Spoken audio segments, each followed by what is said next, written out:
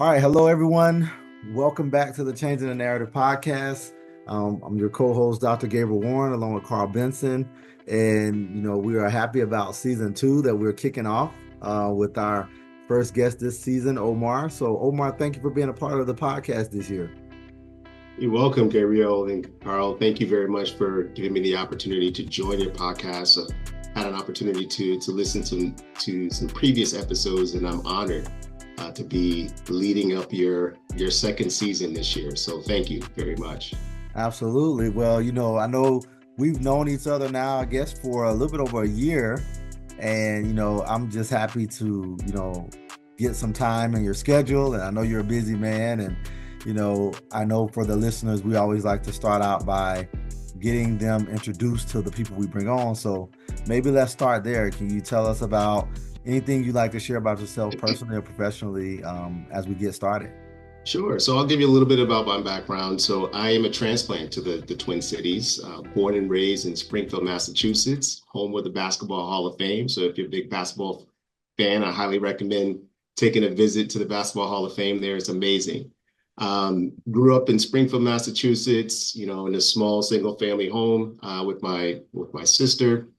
I grew up with humble beginnings. I would say that while we lacked in economic resources, we were abundant in much love and support to elevate us, my immediate family as well as my extended family. Spent quite a bit of time in the church. My grandfather was a pastor, assistant pastor of our church for 38 years. So when we talk about going to church, I'm talking about going to church every day, Monday through Sunday. So that was my second home and a place that kept me out of the trouble, as well as out of the streets. I studied economics at Clark University in Worcester, Massachusetts. After graduated from Clark University, I pursued a career in accounting and finance. One of the things that I wanted to do is differentiate myself from a professional standpoint, and I decided to pursue a designation called Certified Public Accountant. At the time that I was pursuing that, I was part of an organization called National Association for BLAC Accountants, and I saw a lot of brothers that looked just like myself, brothers and sisters, that were accountants and the CPAs, and I thought it was normal. So I set my path on pursuing that.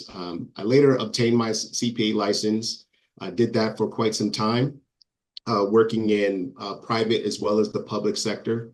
I did that long enough to the point where I realized that I really wanted to impact an organization in a different way from outside of accounting and finance. So I decided to make a career switch and pursue my MBA at Indiana University in Indiana, Bloomington, Indiana, at the Kelley School of Business.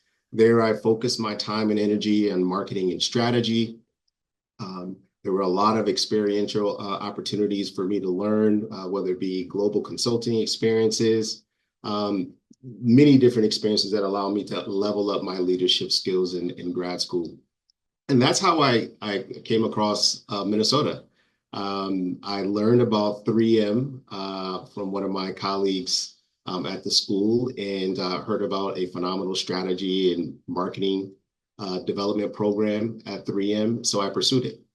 And that's what landed me here back in 2014 as an internal strategist for 3M. Did that for about a year and a half until I moved into a Lean Six Sigma Black Belt role, which is one of 3M's leadership development programs at the organization.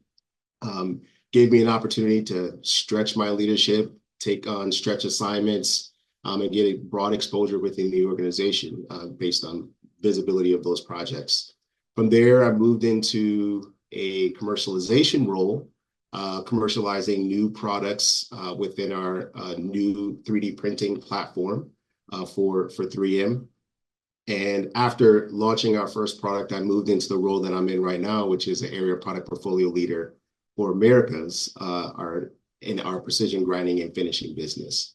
So I've had a really great experience at 3M, been here about 10 years. And it's not just my experience within the organization that I've had from a business perspective, but the many opportunities that I've been able to parlay out in the community through my work at 3M. So that's a little bit about my background. Man, that's awesome. I learned, I think, so much about you just in that short couple minutes that I didn't even know. Even though we've known each other now for about a year and a half, you know, there's a lot of things that we probably can expound on throughout the interview and even after this is over with. So that's good. Thanks for sharing. So now you mentioned that you've been working at 3M, now since 2014. And one of the things, like when you and I first met, I can't remember if you had on maybe a shirt or a sweater or something, but it said 3M BLAC, which stands for 3M BLAC Leadership Advancement Coalition. Yes. And, of course, that stood out to me because I was like, hey, what is that? So can you tell us a little bit more about that work, and then kind of what's the goal of the coalition, and then why was it important for you to be a part of that, especially at 3M? Yes. So 3M BLAC, or 3M BLAC Leadership Advancement Coalition, is my family at 3M. It is an instant network for an African American professional moving into the Twin Cities that wants to get tapped into a network within 3M. At the time when I joined the organization, we were one company with 90,000 employees. It's the largest company that I've ever worked for. It could be a little overwhelming, and having a network of people that look like me, that can guide me through the organization, connect me with their networks, help me navigate the unwritten rules at the company, allow me to level up my game and hit the ground running immediately. The name of the organization, I would say it's almost 50 years, 26. I would say 2026 we'll be celebrating our 50-year anniversary. So it's been around for a very, very long time. The name has changed. It used to be called the African American Art Society, where we focused on African American arts in the Twin Cities. It later evolved to be a traditional employee resource group that focused on networking and professional development and community service.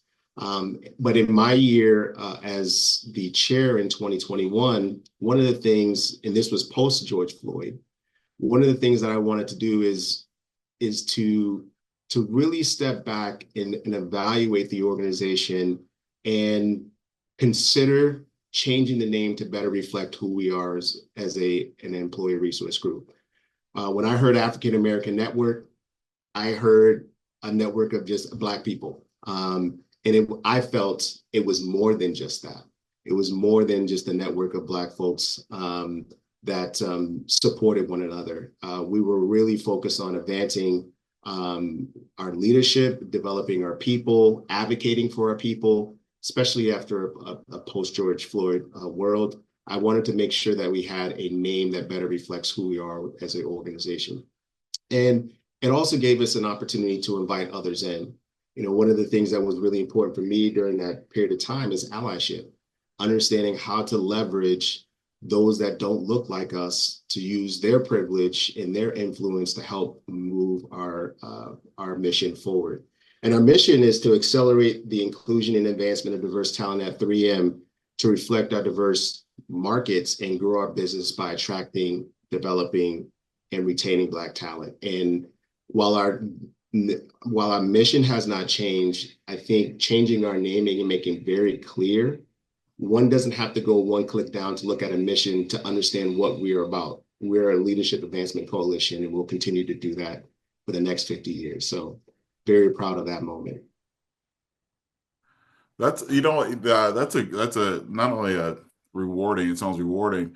I have a question in regards to like when I think of 3M, right? I'm probably your typical person who thinks of 3M. I think of post-it notes and command strips and all the stuff that go along with it.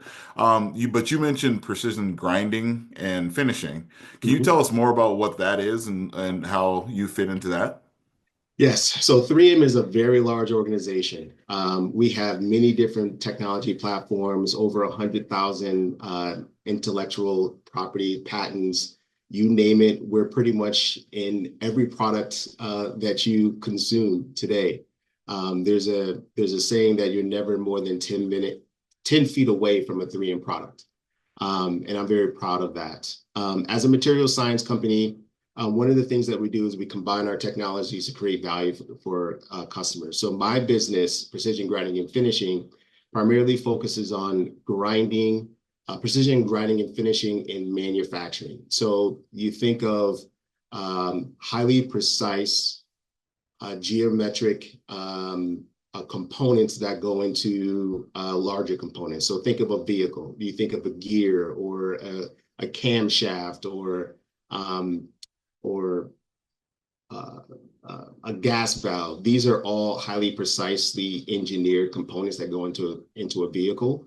And our products will help fabricate those down to the micron. When you think about a micron, it's smaller than the follicle of a hair. That's how precise our grinding wheels can get a finish on a product.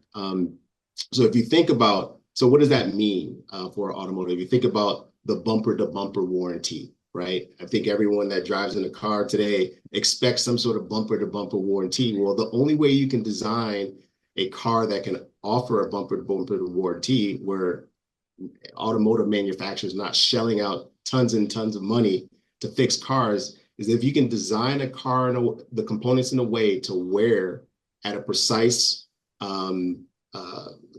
wear down, so that the entire vehicle will continue to drive during that period of time and not have any issues. So if you have any defects in those components, you're likely going to have a breakdown in the vehicle. So that's what our products do. We are able to create value for manufacturers in that way. And then ultimately create value for consumers of automotive vehicles. That's just one example of how our products create value for our customers. Man, that's awesome. I mean, I did not see that coming. I guess. Nice. yeah. I definitely didn't think about that either. I was thinking along the lines of, like Carl mentioned, the post-it notes, the commands, things like that. But we have those too. We have those too. Yeah. Wow. That's awesome. So kind of thinking about that and, kind of what you just described, one of the things that I really enjoy about the podcast is that, we get to, have conversations with people doing really cool things like what you just shared. And specifically, that whole idea of being a Black man in this space that typically people outside of, our culture and even people inside of our culture sometimes don't think about Black men being able to be in these spaces. So how important is it for you and your perspective to be in the career field that you're in? That's a great question. And I would say two spaces. I think about the first half of my career in accounting and finance and becoming a CPA. As I mentioned, I was part of an organization called National Association of Black Accountants, and I had all these Black accountants around me. But what I didn't know when I was pursuing that license is that of the 500,000 CPAs that are in this country, only 1% are Black. Wow. Full stop. Now imagine if I was a young kid that knew that I had this 1% chance of becoming a CPA, I may not have even pursued it. Yeah. Right. So it was important for me to be a part of NABA at that time, to see people like myself that never put that doubt in my mind is that this is something that I can actually do. So that was very important. And it goes it's similar to being a B2B marketer or business to business marketer as well. I think oftentimes we hear about marketing, we think about consumer marketing, the Post-its of the world or P&G. But many of the marketing roles out there selling products are to other businesses, and those are big opportunities. So having these experiences, being in these roles, and then also having the opportunity to talk to youth that look like me, to show them that, hey, there are jobs out there and lucrative jobs out there that don't include being an entertainer or athlete, that you can use your skills, your gifts, your talents to make an impact. In all of those roles that I've had, there were two things two skills and gifts that I've always exercised in those roles. And I've had them since I was a kid, whether I liked them or not. I enjoyed leading people, right? And leading is not about a title, it's about followership. if you're a leader if people follow you, right? And the second one is problem solving. I was always that kid that just tossed out the instructions to put something together, and I would just jump in and try to figure it out. So that's what I always enjoy doing. And I do that every day in my role. If there's a business challenge that my customer is experiencing, or supply chain related issue, or a pricing issue, or developing a marketing program to reach our customers, those are problems that I'm always jumping into to resolve and to help grow the business. So I think it's very important for Black men to be seen in these roles so that our next generation can see that these are opportunities for them. It's not just being famous on YouTube. Speaking of YouTube, I just want to say hello to my nephew. This is going to be on YouTube. He wants to be a YouTube star, so this is one way to be a YouTube star if you would like to. Absolutely. We should get him on the podcast, have a conversation. Yeah, absolutely. Well, he's 7. He's 7. Oh yeah. Starting early. So when we started, before we started recording, we're all going around talking about how we're decorating our homes and getting ready for the holidays and whatnot. But what motivates you just in your career and you as an individual? What motivates you to get up and do the work every day? I really enjoy, as I mentioned, solving problems, taking on a new challenge. Every day I get up, most of my team is in Europe. So as soon as I wake up in the morning, I have a whole list of requests or challenges I need to resolve. And if I don't have the passion or the desire to kind of tackle those, I would feel overwhelmed on a regular basis. So I would say what really gets me up is knowing that my gifts and my talents can help add value to the people that are around me. I also enjoy leveraging and volunteering my gifts. I'm also an interim board chair for a nonprofit theater here in the Twin Cities, out in Osceola, Minnesota, Yellow Tree Theater. And we're always tackling challenges, and I have this unique opportunity to give my gifts there as well. So any way that I can add value and make a difference, that's what gets me motivated every day, whether it's in my professional life or when I'm volunteering out in the community. Cool. Awesome. So now, thinking deeper into kind of, some of our conversations we've had so far, pivoting to the thought around the misconceptions, right, that we have in our country around Black men. You kind of alluded to some of it in one of your answers. You were saying, sometimes young Black boys only see themselves as being athletes or entertainers or rappers or whatever. But, that's also, I think, it goes beyond that with the misconceptions that are placed on us. So if you just kind of thinking from your own lived experiences and from the things you probably experienced with other people that if you could eradicate any of the misconceptions that may be out there about Black men, what would that be?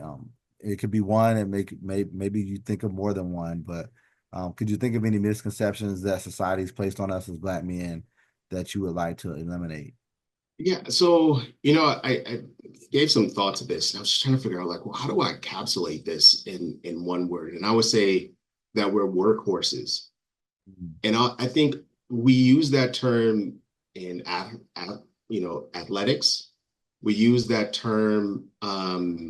We used that term back in the day during slavery times of Black men being strong and athletic and violent, etc.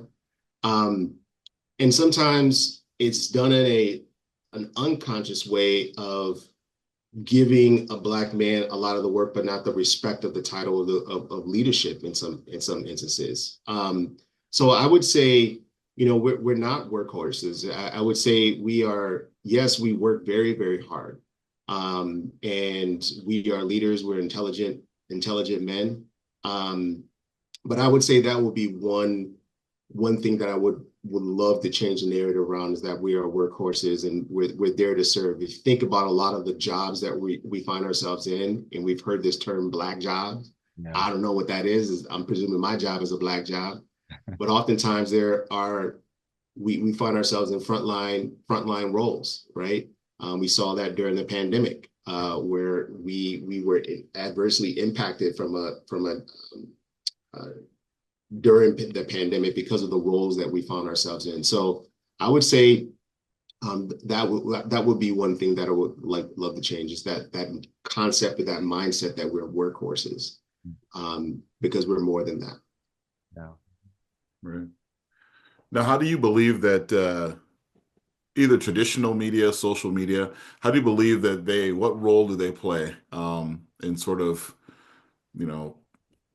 exaggerating those misconceptions, right? And that Black men should be feared or should be entertainers or those type of things. Where do you see the role of traditional and social media in that? Yeah.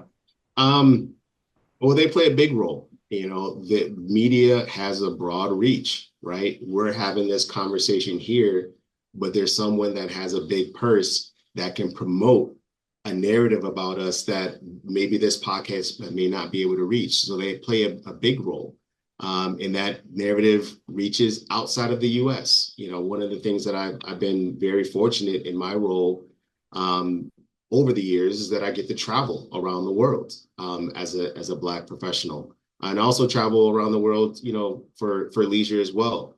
And it's very discerning for me of some of the questions that I get when I travel abroad, and someone is asking me a certain question about America, but it has a negative lens towards Black men.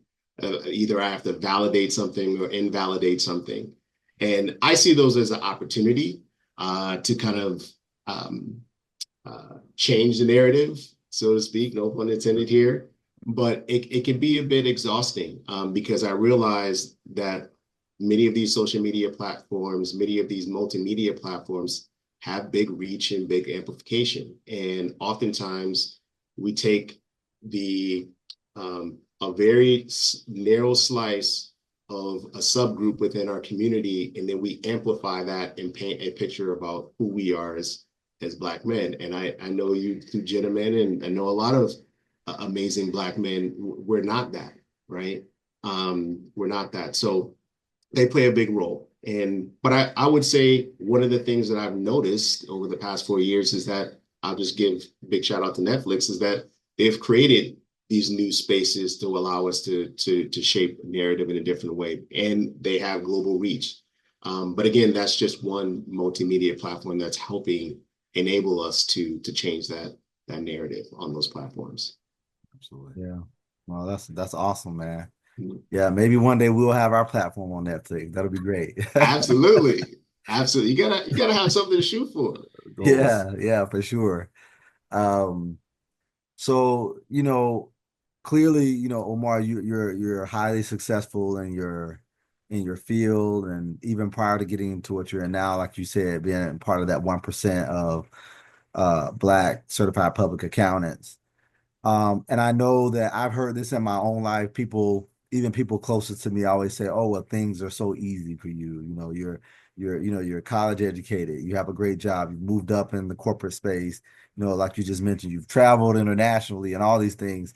But I think it also helps to be able to balance it out a little bit and talk about, like, what are some of the hurdles or some of the obstacles that you may have been experiencing just through different seasons of life, and what things have you had to overcome to get to where you are today?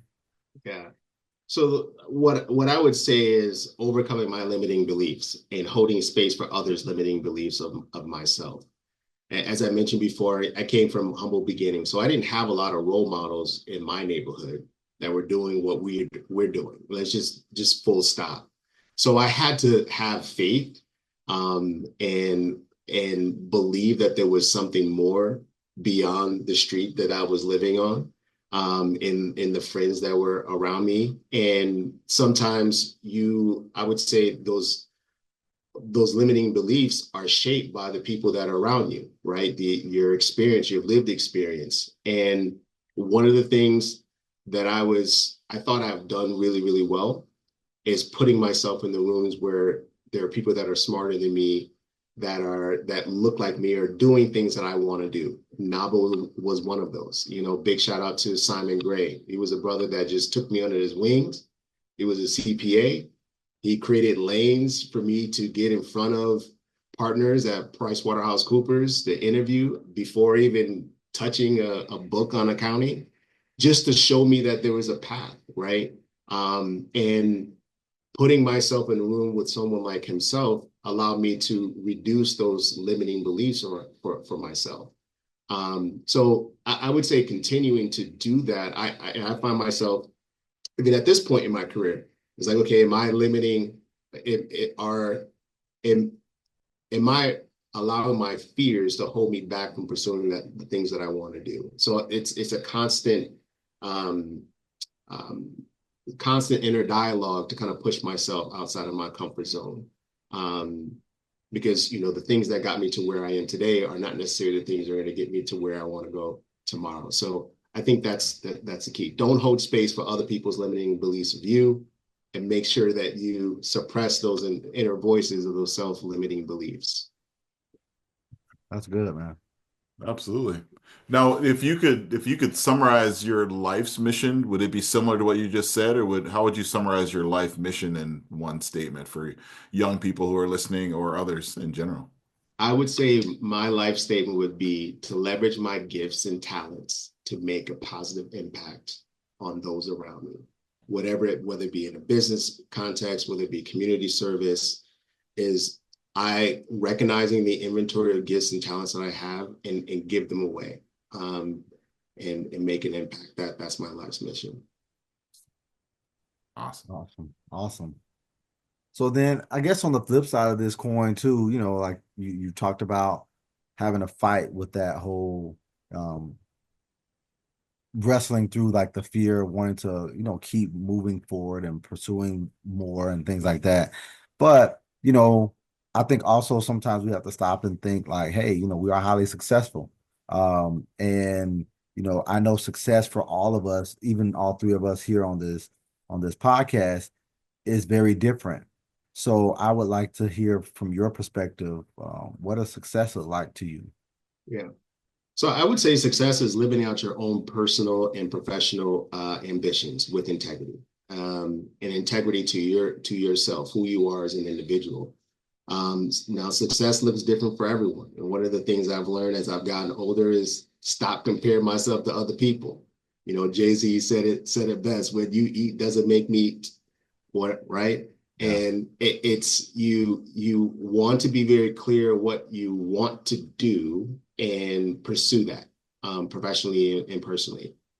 And then I would say also leading with meaning, discovering my own unique purpose in life, to let me guide me through my meaning and how I show up as a leader, utilizing my distinct experiences that I've had as an individual in my youth as well in my adult years, to discover my purpose and impact through my leadership. Now, keep in mind, meaning is frequently shaped by our life experiences. Sometimes it could be significant moments. I would say a moment in my life during 2021 and 2022, I lost a lot of family members, not due to COVID. And that grief and that state of depression allowed me to build myself back up better through that process.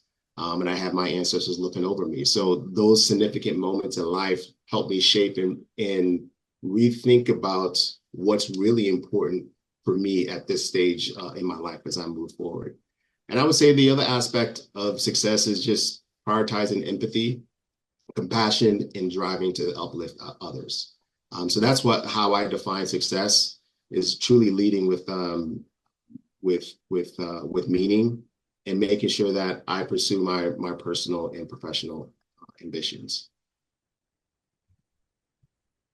And I know you mentioned earlier as well, kind of some of the things you do in community. Could you sort of follow up and touch base on other things you do in community, where you're showing up in community, maybe organizations that you volunteer with? Sure. So I continue to stay involved with 3M BLAC. I've kind of stepped back. I've pretty much stepped in every leadership role and every committee and now I'm more of an advisor. And when I need a pinch hit to lead a leadership development conference, I'm always here to help and support the current steering committee. I also like to get involved in the community, whether it could be a volunteer opportunity through our 3M Gives, our philanthropic arm, whether it be snack packing at a nonprofit, Feed Our Saving. What is that? I forget the name of the organization. It's Feed Our Saving Children. Starving Children. Yeah, Starving Children. That's what it is. I apologize. And then also volunteering for Yellow Tree as an interim board chair. I really enjoy that. Art is my passion, and this is just another way of me giving back to things that give so much to me, which is art and culture. Right. Can you, I just want to throw this in there, curiosity wise, what type of art, or when you say art, is it more paintings? Is it more sculptures? What are you thinking about? Yes. So all of the above. So I am very much passionate about performing arts. Fun fact, I received a full scholarship for ballet at University of Massachusetts. Never studied ballet in my entire life. There's a whole backstory, but I've always enjoyed dance. I love salsa dancing. It's an international dance, so no matter where I am, what continent I'm in or on at that moment in time, there's always a place to salsa dance. But from a performing arts standpoint, Yellow Tree is an acting theater. So I enjoy going to the Guthrie, the Penumbra, Yellow Tree, the Rounds, History Theater. There's so many theaters here in the Twin Cities. And I always say that theater is a medium where you have this captive audience where you can change a heart and mind in that period of time. Because no matter what's on stage, it could be a moving piece, it could be an entertaining piece, it can be a drama, it could be a mystery. But I find myself every time I leave a show, I'm changed and transformed in some way or another because of that time and that experience, that shared experience with everyone in the theater, and the message that the playwright wrote into the play. So maybe it's a function of me getting older and just loving stories. But yeah, it's grown to be one of my passions, the storytelling and the arts. Wow. So I know you said you got a scholarship for ballet, but did you go to school for that? Like, did you actually learn how to do any of that stuff? Or No. So I was I was in high school. I'm going to shorten the story. And I was in high school. I was in an after-school program, young man. I think I was a junior at that time. And they gave us some tickets to bring these inner city school students out to a play. And I was like, hey, I just wanted to get out of the city and I want to hang out with my friends. And they were just kind enough to have a small little workshop for us students so that we understood what we were about to watch. We were about to watch a play, a ballet at the theater. And they asked for a volunteer. I raised my hand to volunteer, and I did so well. The professor asked me if I wanted to go to college, and I said yes. She said, would you come here if I got you a full scholarship and you perform the ballet? And I was like, sure. I mean, I'm a junior. And I'm just gonna say, yeah, of course. I thought she was joking. But 2 weeks later, I'm dating myself. My executive director of my after school program received a fax from the dean with a full ride. And he paused for a second. He said, this has never happened before. You should seriously consider it. And I decided not to go down that path. But it's always an interesting story to think about. It's like, what if I chose to go down that path? Right. Yeah. I could have been, there's so many performing art companies that are Black owned and Black run that I could have been a part of, but I didn't know about that. I wasn't exposed to that as a youth in my neighborhood. So I didn't know what the possibilities were. I could have traveled around the world. So that was a decision node in my life that could have changed my life, but interesting story. Wow. Yeah. Very interesting. Yeah, never heard that in my life. That's fantastic. I love it. Yeah. Well, I mean, this has definitely been a great conversation, man. And I know we're coming close to the end. But one of the things that we always try to ask when we are, you know, meeting with someone is, from your perspective, if you had the ability to write the narrative about what it means to be a Black man in today's culture, what would you say? Like, what would you want to communicate to people about being a Black man today? Yeah. Well, I would say, we are intelligent, compassionate leaders in our community who own our individual ways of making a significant impact on our businesses that we work for, that we own. We are loving partners. We are fathers. Over history, I think many of our contributions have been minimized or overlooked oftentimes. But I think we still do a good job of breaking through and celebrating our contributions in society. I think we should continue to celebrate ourselves and support one another. I think, as we were talking about 100 Black Men, I think that's a phenomenal organization. While it's focused on the youth, it's also an opportunity for the men to support each other in their platforms and moving forward. So I would say that would be the narrative, that we are we're kings. And I always tell young